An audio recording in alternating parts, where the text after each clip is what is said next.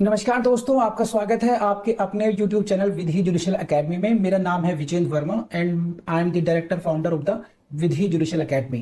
We provide coaching for the judicial services exams, and through this video we are trying to reach out to you to provide you full professional exam oriented coaching for the judicial services, and that is free of cost. In this article I am going to discuss article 112 of the Constitution of India. Now I come to the next level, and this is what article 112 है. This is what again very important for you, very important. 112 article 112, what is this? Annual financial statement, very important for your prelims exam. और इस पे देख लीजिए budget which article provides for the budget, कह लीजिए, या annual financial statement, वार्षिक वित्तीय विवरण, वार्षिक वित्तीय विवरण, ये इसका यहीं से क्वेश्चन आएगा. Which article deals with it, and this is what 112. कर लेंगे यहां तक. पहला क्वेश्चन यहां से आएगा. Now I read it. You see this slide. This is the president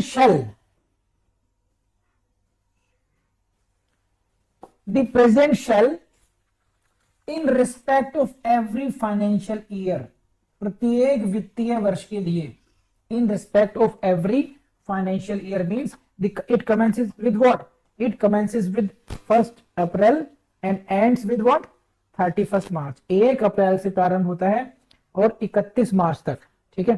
In respect of every financial year, the president shall cause to be laid before both the houses of parliament a statement of the estimated receipts and expenditure of the government of India for that year. इसको यहीं तक समझाता हूं. देखिए क्या है, मैं हिंदी में पढ़ता हूं तो शायद आप पढ़ लें एक बार हिंदी में भी, है ना, ज्यादा अच्छा रहेगा. राष्ट्रपति प्रत्येक वित्तीय वर्ष के संबंध में, राष्ट्रपति in respect of every financial year means प्रत्येक वित्तीय वर्ष के संबंध में संसद के दोनों सदनों के समक्ष before both houses of the parliament, Bharat सरकार की उस वर्ष के लिए, फॉर दैट ईयर, प्राकल्पित प्राप्तियों यानी कि रिसीप्ट्स एंड व्यय यानी कि एक्सपेंडिचर का विवरण रखवाएगा. अब मैं आपको सामान्य भाषा में समझाता हूं. ये मैंने आपको हिंदी इंग्लिश दोनों पढ़ दिया, अब समझ लीजिए. What is the mandate of article 112? 112 का मैंडेट क्या है? ऐसे आर्टिकल 112 का मैंडेट क्या है कि राष्ट्रपति महोदय संसद के दोनों सदनों के समक्ष प्रत्येक फाइनेंशियल ईयर के लिए, वित्तीय वर्ष के लिए, आय, रिसीव्स, एस्टिमेशन मतलब प्राकलन मींस कितना पैसा आएगा इस साल गवर्नमेंट ऑफ इंडिया के पास और कितना पैसा खर्च करेंगे, receives and expenditure for the next year means financial year, उसका एक विवरण प्रस्तुत किया जाएगा. किसके सामने? Before the both houses of parliament. Again this is the question for prelims. It is not only before the Lok Sabha, it shall be presented before both houses of parliament, and it is called what? Annual statement, annual financial statement, annual financial statement कहते हैं इसको. और यहीं से question prelims का आएगा. लिखिए question क्या आएगा. which article deals with what? which article deals with annual financial statement? article number is what? 110, 111, 112, 113. Answer is 112. who shall cause to be late? council of ministers और president? Answer is president shall cause it to be laid. कौन रखवाएगा? राष्ट्रपति महोदय प्रस्तुत करवाएंगे. किसके सामने करवाएंगे? For before the both house of the parliament कराएंगे. किस साल के लिए? For every financial year. Don't worry, don't forget this.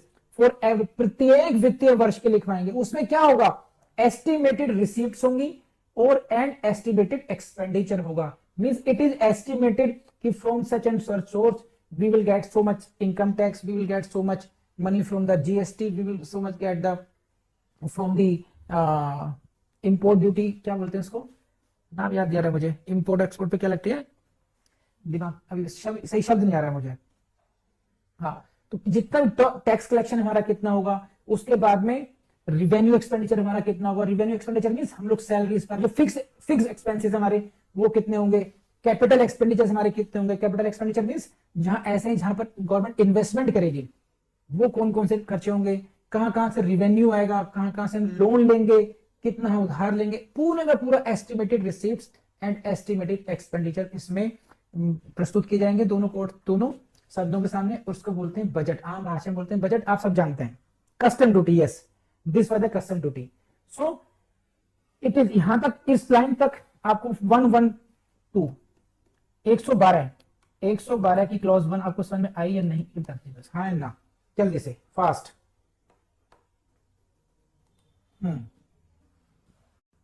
Next 112 की clause 2, the estimates of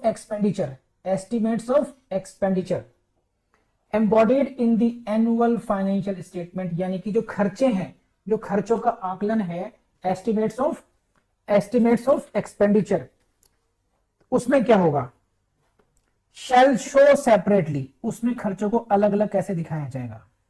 The sums required to meet expenditures described by this constitution as expenditure charged upon the consolidated fund of India।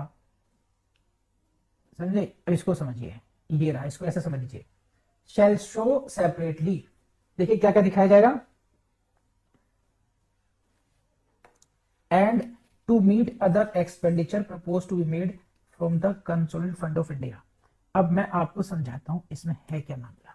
देखिए आपको यहां तक मैंने बात समझा दी, अब अगली बात समझिए। जो खर्चे होंगे, है ना, जो एक्सपेंडिचर्स होंगे, उनको दो कैटेगराइज में आप करेंगे, that should be divided into two categories.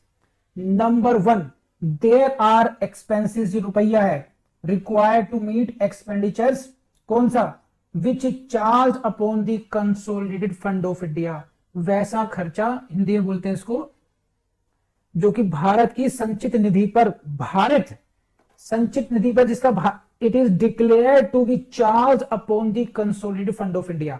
तो एक कैटेगरी होगी जैसे कि सुप्रीम कोर्ट जजेस की सैलरी, हाई कोर्ट जजेस की सैलरी, प्रेसिडेंट की सैलरी, मैं पीछे डिस्कस कर चुका हूं उसको। The expenditure charge upon the CFI, consolidated fund of India. And दूसरा हेड क्या होगा, sums required to meet other expenditures, जो दूसरे खर्चे होंगे, लेकिन कहां से लिए जाएंगे, वो भी कहां से, propose to be made from the CFI बोलता हूं उसको मैं।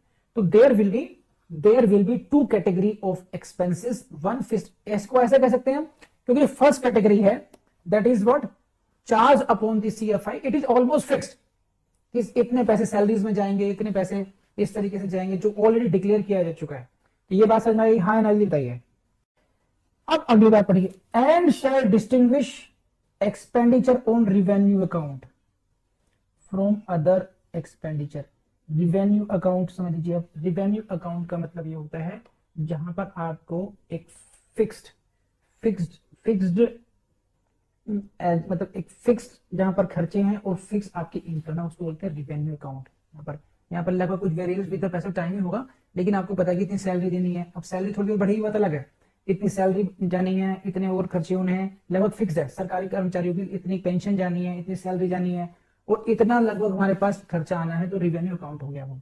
तो उससे कितना पैसा जाएगा, expenditure on revenue account, and अलग खर्चे क्या होंगे, इसका आप डिफरेंस करके यहाँ बताओगे, रिवेन्यू एक्सपेंडिचर कितना होगा एंड अदर एक्सपेंडिचर कितना होगा, आप इसका भी डिफरेंस करके बताओगे। यहाँ से क्वेश्चन आने की संभावना बहुत कम है, लेकिन एक बार क्योंकि लाइन आ रही है तो मुझे लगा एक बार समझाया था आपको मैं।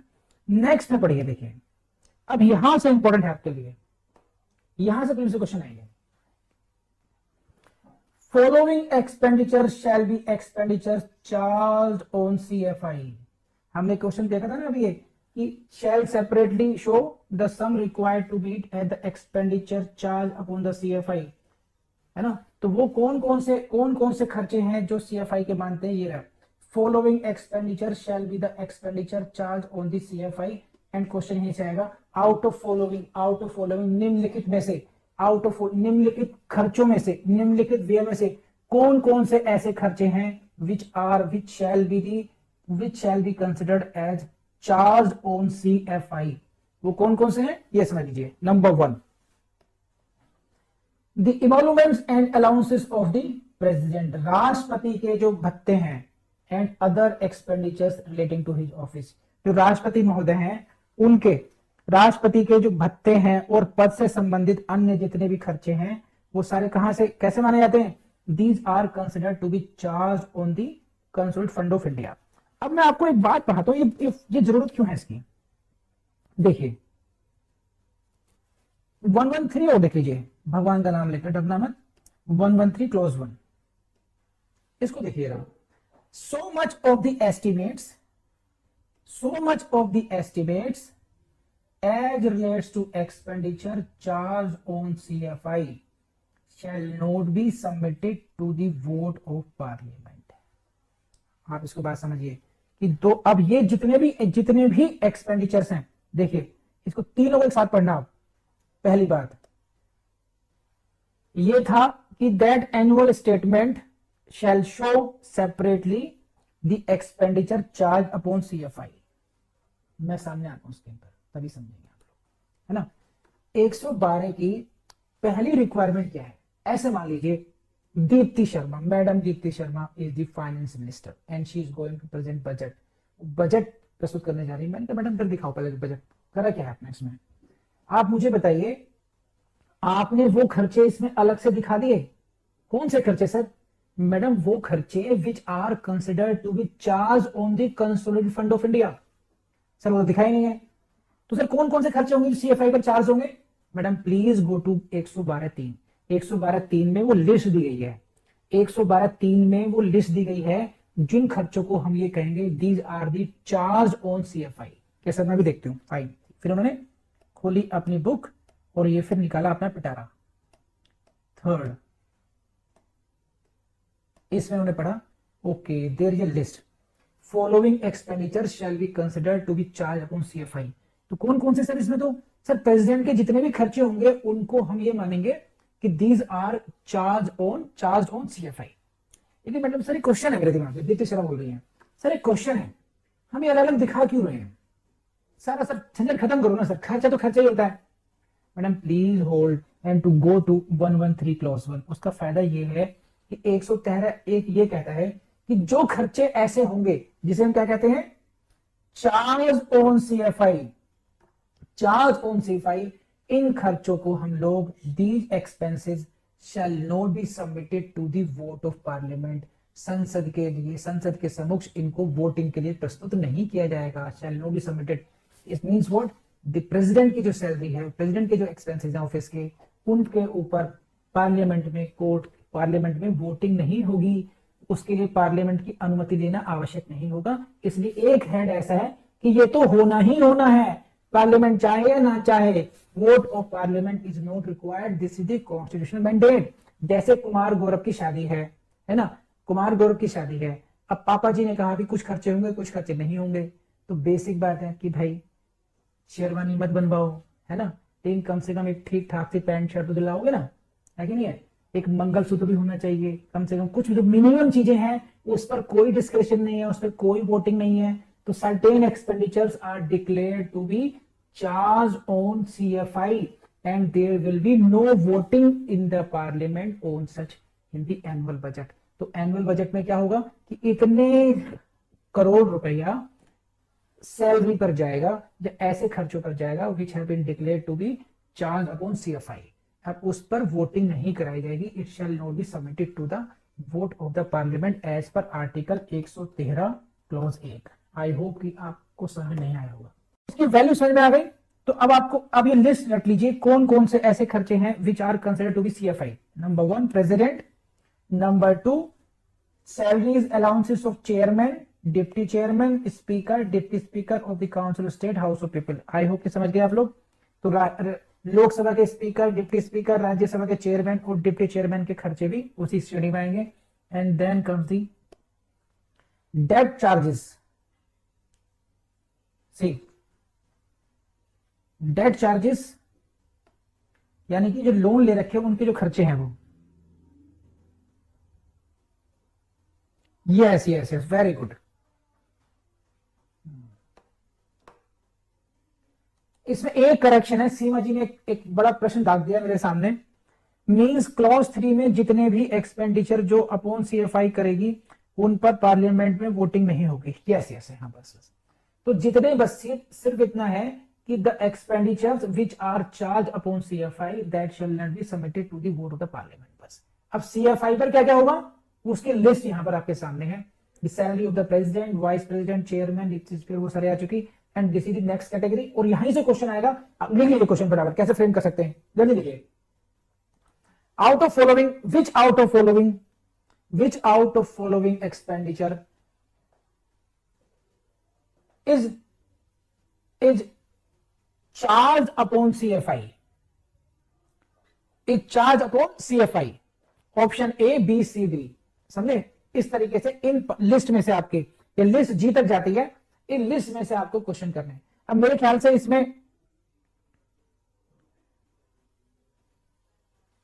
Date charges for which government of India is liable, बस इतना कर लीजिए। डेट चार्जेस मतलब जो आपने लोन ले रखा है उस पर ब्याज देना है, उसके अदर खर्चेज हैं, अब उसमें क्या वोटिंग करानी है, वो देना है तो देना ही है। नेक्स्ट,